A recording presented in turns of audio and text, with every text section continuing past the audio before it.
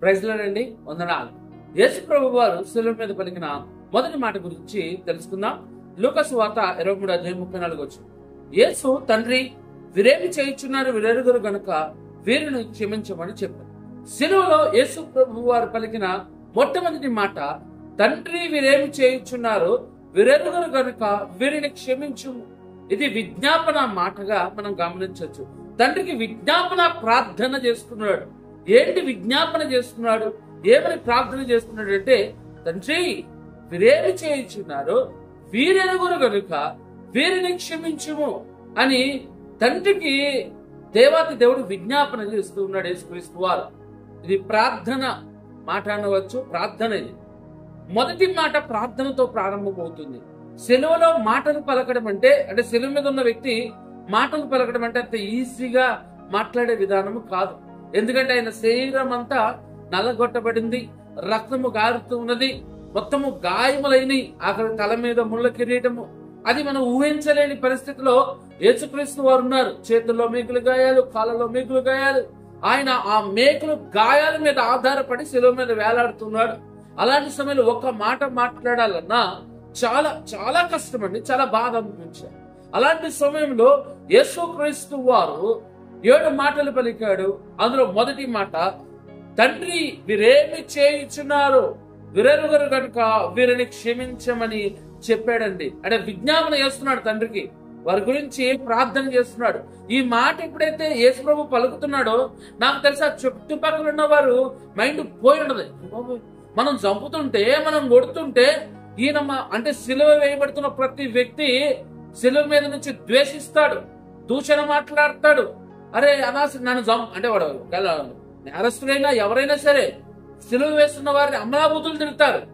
కానీ ఎప్పుడు వినలేని మాట వాళ్ళు వింటూ ఉన్నారు. ఏంటా మాట అంటే క్షమాపణ మాట, క్షమిస్తున్నా అన్న మాట, క్షమించు అనే మాట వినేసరికి వాళ్ళకి నాకు తెలిసి పిచ్చెక్కిపోయి ఉన్నారు. ఏంటి తిట్టాల్సింది పోయి తండ్రికి ప్రార్థన చేస్తున్నాడు, విజ్ఞాపన చేస్తున్నాడు, క్షమించమంటున్నాడు. ఆ మొదటి మాట క్షమాపణ మాట, విజ్ఞాపన మాట. ఆ మాటని కొద్దిగా పరిశీలిద్దాం. తండ్రి అని అన్నాడు. మొదటిగా తండ్రి అంటే దేవుని యుక్కి ఇక తను మోస్తున్న శిలువ భారం, శిలువలో తన పాప భారాన్ని మోస్తూ ఉన్నాడు కదా, అది ఇక భరించలేనంత బాధను కలిగిస్తుంది.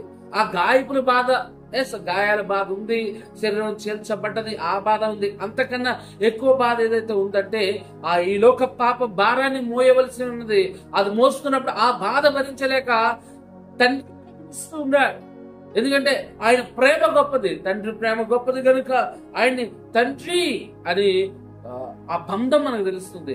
యేసయ్యకి తండ్రికి ఉన్న బంధము ఇక్కడ మనకు కనపడుతూ ఉన్నది. తండ్రి అని పిలుస్తూ ఉన్నాడు.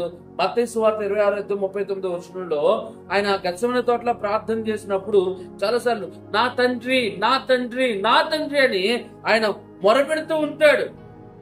నా తండ్రి సాధ్యమైతే ఈ గిన్నె నా యొద్ద నుండి తొలగిపోనేమో, ఆయనను నా ఇష్ట ప్రకారము కాదు నీ చిత్త ప్రకారమే జరుగును గాక.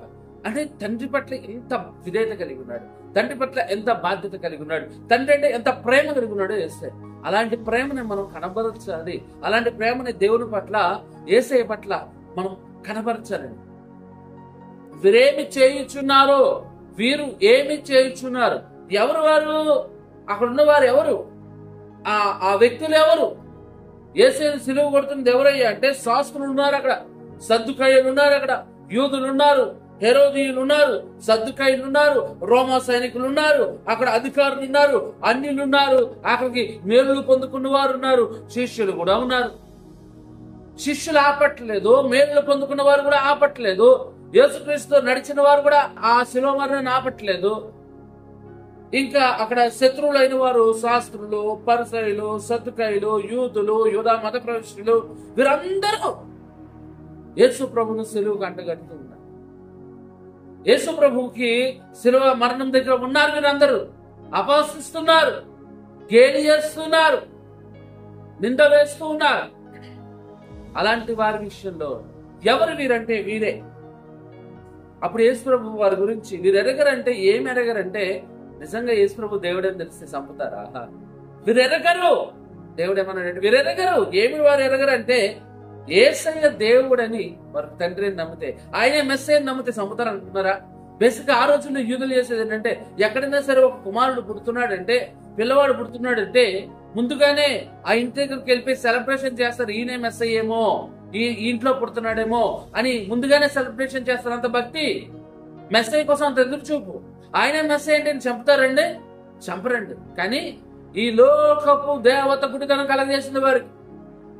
మెస్సయ్య కోసం ఎదురు చూస్తున్నారు. మెస్సయ్య పక్కన ఉంటే భూతం పట్టిన వాడు అంటాడు, దయ్యం పట్టిన వాడు అంటారు, పిచ్చివాడు అంటారు యేసయ్యని పట్టుకున్న వాళ్ళు. చూడండి, గమనించండి, యేసయ్య ఎందుకు వారు ఎరగరండి? వాళ్ళు నిజంగా యేసయ్యని దేవుడు అంటే అద్భుత కార్యాలు చేస్తున్నాడు యేసయ్య, ఆశ్చర్యకార్యాలు చేస్తున్నాడు యేసయ్య, కుష్ఠరోగం తొలగిస్తున్నాడు యేసయ్య, వారి యొక్క చచ్చిన వాడిని లేపుతున్నాడు యేసయ్య. ఇన్ని చూసినప్పటికైనా ఆయన మాటలు దూరంగా పెట్టేటప్పుడు వాళ్ళు నమ్మలేకపోతున్నారు. వాళ్ళలో స్వార్థము, పగ, కుట్ర వచ్చేసరికి ఈయన మెస్సయ్య కాదని పక్కన పెట్టారు. అందుకే యేసుక్రీస్తు వారు అన్నారు, వీరు ఎరగరు, వీరు ఎరిగితే చంపుతారా? చంపరు కదా. ఈ లోకం కూడా యేసు ప్రభు నిజ దేవుడిగా అంగీకరించారు. ఎందుకంటే తెలియదు వాళ్ళకి. యేసుక్రీస్తు నిజమైన దేవుడిగా ఎందుకు అంగీకరించారు? తెలియదు వాళ్ళకి. తండ్రి వీరేమి చేయించున్నారో వీరెరగరు. ఏం చేస్తున్నారు వాళ్ళు? వారు ఎవరో చూసాం శాస్త్రులు. వీరు ఏం చేస్తున్నారు? చంపుతున్నారు. ఏదో తెరితే కొడితే కాదు, అక్కడ చంపేస్తున్నారు. చేయకుండా పనులన్నీ చేశారండి. నిందలు వేశారు, ఉమ్ములు పోసారు. ఇంత భయంకర పరిస్థితి తీసుకొచ్చారు యేసయ్యకి. కలవరసలు చంపుతుంటే ఆయన అంటాడు, వీరేమి చేయించున్నారు, వీరు ఎరగరు. నిజంగా వాళ్ళు ఎరగరు కనుక నిజంగా ప్రార్థన చేస్తున్నాడు తండ్రికి, వీరిని క్షమించు అంటే. అలా నేను క్షమించేశాను అయ్యా, ఒకవేళ నువ్వు ఉగ్రత తీసుకొస్తావు వారి మీదకి, వారిని క్షమించుము అనే ప్రార్థన చేశాడు. అంటే ఆల్రెడీ ఆయన క్షమించగలిగితేనే ఈ ప్రార్థన చేయగలరు. యేసయ్య ఆల్రెడీ క్షమించగలిగితేనే ఈ ప్రార్థన చేయగలరు. యేసు ప్రభు ఆల్రెడీ క్షమించేశాడు కనుక ఆ ప్రార్థన చేస్తున్నాడు. తండ్రి మొరపెడుతున్నాడు, అయ్యా నేనైతే క్షమించేశాను, నీవు కూడా క్షమించు అని ఆ మాట పలకడానికి గల కారణం ఏంటంటే, యేసుక్రీస్తు వారు క్షమించమని చెప్పడానికి గల కారణం ఏంటంటే కొన్ని కారణాలు ఉన్నాయి. అక్కడ గమనించినట్లయితే శిలువ మీద యేసుక్రీస్తు చేస్తున్న ఆ మాటకి చెప్తున్న మాట గురించి గమనిస్తే కొన్ని విషయాలు గమనించాలి. ప్రవచనాల నెరవేర్పు కొరకు ఆల్రెడీ యెషయా గ్రంథం 53:12 ఓ మాట రాయబడింది, తన ప్రాణమును దారపోసనము అతిక్రమం చేయువారిలో ఎంచబడిన వాడాయన, అనేకుల పాపను భరించుచు తిరుగుబాటు చేసిన వారి గురించి విజ్ఞాపన చేశాను. యేసుక్రీస్తు వారి గురించి చాలా ముందు రాయబడిన మాట ఇది. తిరుగుబాటు వారు చేసిన వారి కొరకు తన పాపమును భరించుచు, ఎవరైతే తిరుగుబాటు చేశారో ఆయన చంపుతూ ఉన్నారో వారందరి కొరకు విజ్ఞాపన చేశాను. అంటే అది కలవరసల మీద యేసుక్రీస్తు వారు నెరవేరుస్తూ ఉన్నాడు. ప్రవచనము నెరవేర్పు, వాగ్దానము నెరవేర్పు చేస్తున్నాడు.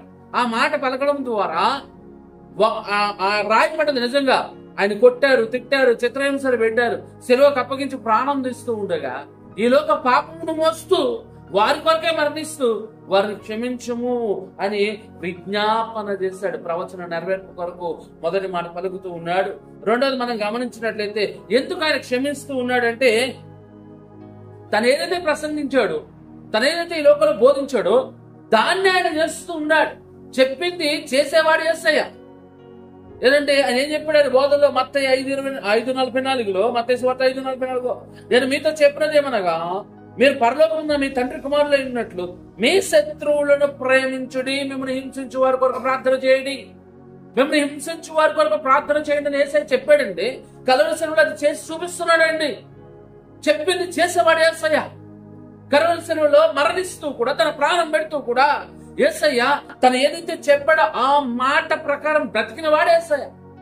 మీ శత్రువులను ప్రేమించండి. ఆయన ప్రేమిస్తున్నాడు తన శత్రువుల్ని. అందుకే కదా ప్రార్థన చేస్తున్నాడు. తను హింసించే వరకు ప్రార్థన చేశాడు ఆయన. శరీరంలో మొదటి మాట తను చెప్పింది చేస్తున్నాడు అని చెప్పడానికి. ఇంకా మత్తయి సువార్త 9:6 కూడా ఆయన పాపములు క్షమించుటకు భూమి మీద మనుష్య కుమారునికి అధికారము కలదు. మనుష్య కుమారునికి ఈ లోక పాపములను క్షమించడానికి అధికారం కలదు కాబట్టి ఆయన క్షమించడానికి అధికారం కలిగిన వాడు. యేసుక్రీస్తు వారు శిలువలో ఉండి తండ్రికి ఎందుకు విజ్ఞాపన చేస్తున్నాడు? ఆయన క్షమించే గుణం కలిగిన వాడు, క్షమించడానికి అధికారం కలిగిన వాడు. ఏమిటి క్షమించడం? పాపములను, మన పాపములను క్షమించడానికి ఆయన అధికారం కలిగిన వాడు. అయితే ఈ యొక్క దాన్ని బట్టి గమనిస్తే ఈ మాట నుంచి మనం ఏం నేర్చుకోవాలంటే క్షమాపణ హృదయం కలిగి ఉండాలి. ఈ మొదటి మాట మనకు నేర్పేది ఏంటంటే ఈ లోకంలో మనం క్షమించేవారుగా ఉండాలి, క్షమించే మనసు కలిగి ఉండాలి, ఇతరులు క్షమించేవారునై ఉండాలి. చూద్దాం, మత్తయి సువార్త 6:12-15 చదువుతాను. మా రుణస్థులను మేము క్షమించున్న ప్రకారం మా రుణములు క్షమించుము. ఈ ప్రార్థన, పరలోక ప్రార్థన, యేసుక్రీస్తు వారి శిష్యులకు నేర్పుతున్న ప్రార్థన. మా రుణస్థులను, మాకెవరైతే రుణం అంటే డబ్బు ఇచ్చిన వారనే కాదు కానీ మాకెవరైతే లోబడి ఉన్నారో వారిని మేము క్షమించిన ప్రకారం మా రుణంలో క్షమించుము. ప్రభు, మా మీద ఎవరైతే ఆధారపడి బతుకుతున్నారో వారిని మేము క్షమిస్తే, తప్పులు చేసినా ఏం చేసినా క్షమిస్తామో అలాగే మేము తప్పులు చేస్తామో మేము క్షమించము అన్నాడు. అక్కడ గమనించినట్లయితే మీరు మనుషుల అపరాధము క్షమింపకపోయినట్ల మీ తండ్రి మీ అపరాధము క్షమించడు. ఇది గమనించు. నువ్వు ఇతరుల అపరాధాలు క్షమించకపోతే దేవుడు నీ అపరాధాలు క్షమించడు. నీ జీవితంలో మనుషులు చాలా మంది, నీ బంధువులు, నీ స్నేహితులు, నీ ఇంటి వారే చాలా తప్పులు చేసినప్పుడు వారిని క్షమించే గుణం నీలో ఉండాలి. 2 మార్లు మాట క్షమించాలి ప్రభువా, 7 మార్ల 77 మార్ల ఎప్పుడు మారతడంత వరకు క్షమించాలి. క్షమించే గుణం మనలో ఉండాలి. యేసుక్రీస్తు వారు కలువరిశిలలో చూపుతున్నాడు ఆ క్షమాపణ. మనం కలిగి ఉండాల్సింది లోకంలో క్షమాపణ. చాలా ఉపమానం కూడా ఉన్నది, సమయం లేదు కానీ ఏదైతే తలాంతుల విషయంలో క్షమించాడు, యజమానుడు క్షమిస్తే ఆ దాసుడు వెళ్ళి తనకి ఇంకా ఇవ్వాల్సిన వాడిని చెరసాల్లో వేయించినప్పుడు యజమానుడు తన దాసుని మళ్ళా పట్టుకుని చెరసాల్లో వేయించాడు. అంటే ఈ లోకంలో మనం క్షమాపణ కోరుకుంటాం కానీ మనం క్షమించడానికి సిద్ధంగా లేదు. ఒకవేళ మనం క్షమించకపోతే మత్తయి సువార్త 18:35 మీలో ప్రతివాడును తన సహోదరుని హృదయపూర్వకంగా క్షమించిన ఎడల నా పరలోకపు తండ్రియు ఆ ప్రకారం ఏళ్ల చేయను. కాబట్టి ఈ లోకంలో నీ శత్రువులు ఎవరైనా ఉన్నారా, నేను హింసించే వారు ఎవరైనా ఉన్నారా, వారిని క్షమించి ముందు. వారి మీద పాగా ద్వేషం పెట్టుకోకు. పాగా ద్వేషం ఏని సాతాన్ నుంచి వస్తాయి. క్షమాపణ కలిగి ఉండు, ఇతరులను క్షమించు. ఎప్పుడైతే నువ్వు క్షమిస్తావో అప్పుడే దేవుడు నిన్ను అధికంగా దీవిస్తాడు. మొదటి మాట మనకు నేర్పేది క్షమాపణ హృదయం కలుగు. నువ్వు కూడా ఇతరుల కొరకు ప్రార్థించు, దేవుడు నిన్ను దీవిస్తాడు. వందనాలు.